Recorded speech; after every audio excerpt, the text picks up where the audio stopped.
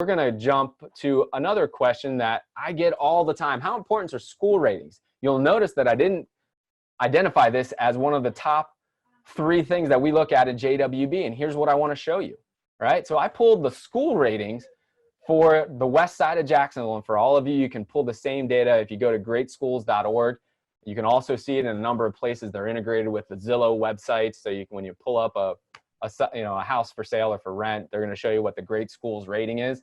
Well, take a look at this. It's on a 1 to 10 scale, and 1's the worst, 10's the best. This is that same west side neighborhood. Does that surprise some of you out there? Right? We all hear, oh man, I want to be in a great school district and all that other good stuff. Well, JWB, who has bought literally thousands of properties and has thousands of successful investors who are also investing, is showing you here that our neighborhood ratings are low. Okay, again, coming back and being realistic about this. Would I love for all of our neighborhoods to be on the beach, and would I love for them to all have 10 school ratings? Absolutely. I know that if I kept that as the threshold, I would miss out on the first reason why I'm coming to this asset class, which is consistency and return on investment, right? So you can't have it all. You have to go into this understanding what you're willing to make a priority and what you're willing to give on. And our approach is, when it comes to school ratings, they do not directly correlate to success, which may shock some of you. But what is more important than school ratings, right? If you're thinking about consistency, return on investment, potential for long-term growth, what is more important than school ratings? This is a little bit of a tough one. So I'm going to give myself my own answer there. So I'm really charging hard to get this book here.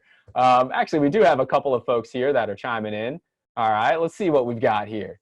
So Kazi says, unfortunately, the below middle income family kids don't go to the best schools. It's a great point. We're being realistic about this. We're investing in below middle income neighborhoods. You are going to see below average schools in those neighborhoods. Do higher income school ratings usually equate to higher income neighborhoods from Alexa? And the answer is typically yes, you do.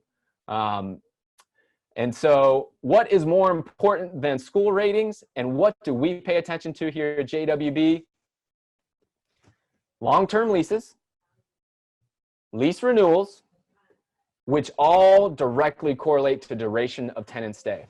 So what I would love for you all to consider is the fact that school ratings and high school ratings would be great if you could get them, but they, just by themselves, don't determine success for your rental property portfolio. They are one factor that may have a positive impact on a future factor, and that future factor is duration of tenant stay.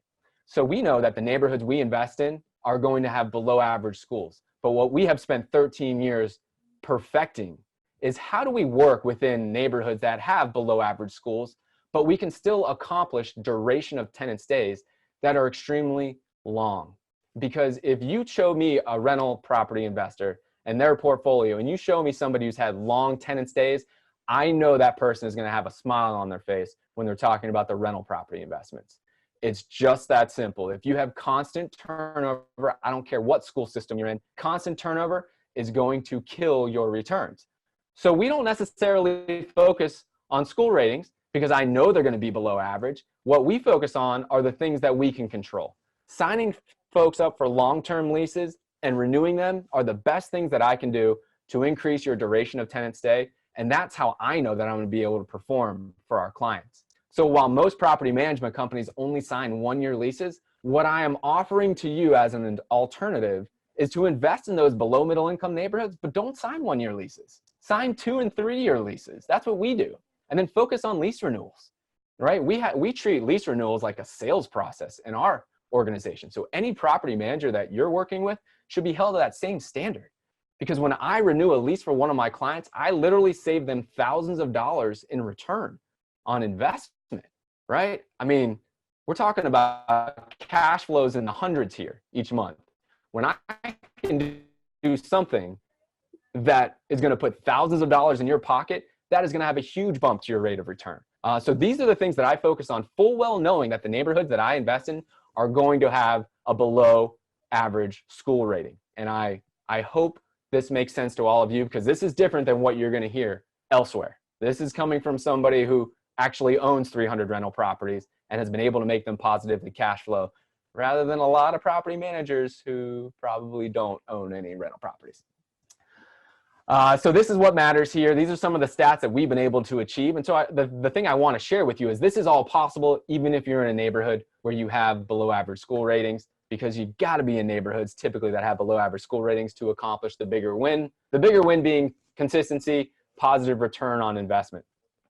So this is just year to date. I just pulled these stats. We've rented over 700 houses. Our average duration of lease signed is 27 months. Our historical re-sign percentage is 70%. And our average duration of tenant stay is 49 months. One little nugget to share with all of you as well. I know from looking at all the numbers that I need to achieve at least a 3-year stay for our residents in order to hit my return expectations for my clients. I would imagine this is probably something that everybody else either should know or maybe does know, if they are managing your money, if they are property managers, if they're a turnkey provider.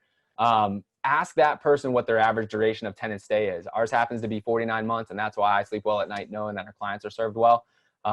Most folks do not achieve 3-year tenant stays, and that's why most folks are not happy when it comes to rental property investments.